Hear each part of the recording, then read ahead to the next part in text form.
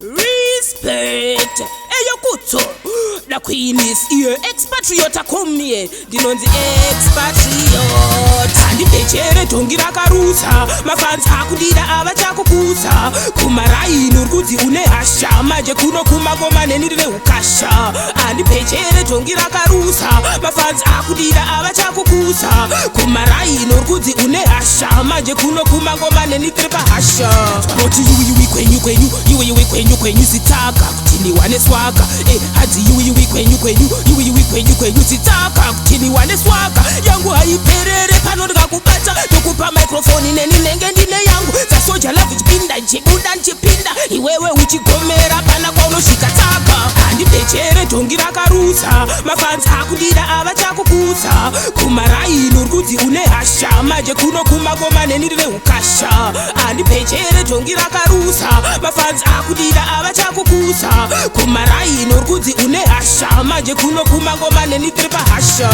Ati yui kwenyu sitaka kuvaviwa neswaka. Ndatwaroti yui kwenyu sitaka kuvaviwa neswaka. Vakuru vakarekare vakandiodza kuti mangoma ndogona. Sando dzangu vakandipa kwete iwe une godo. Unorota uchindikunda paunomuka mazino vakandimaka. Kuita kunge kiti yaona godo. Handi pechere tongi rakarusa. Mafans hakudida avachakukusa. Kumarai nurkuzi une hasha. Maje kuno kumagoma nenire ukasha. Handi pechere tongi rakarusa.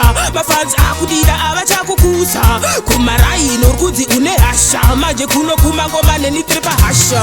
Roti yui kwenyu sitaka kutiliwa neswaka. Hadi yui kwenyu sitaka kutiliwa neswaka. Yangu haiperere pano ndakakubata. Tukupa microphone neni nenge ndine yangu. Za soja lavu chipinda nchibuda nchipinda. Iwewe uchigomera pana kwa unoshikataka. Andi pechere tongi rakarusa. Mafans hakudida avachakukusa. Kumarai nurkuzi une hasha. Maje kuno kumagoma nenire ukasha.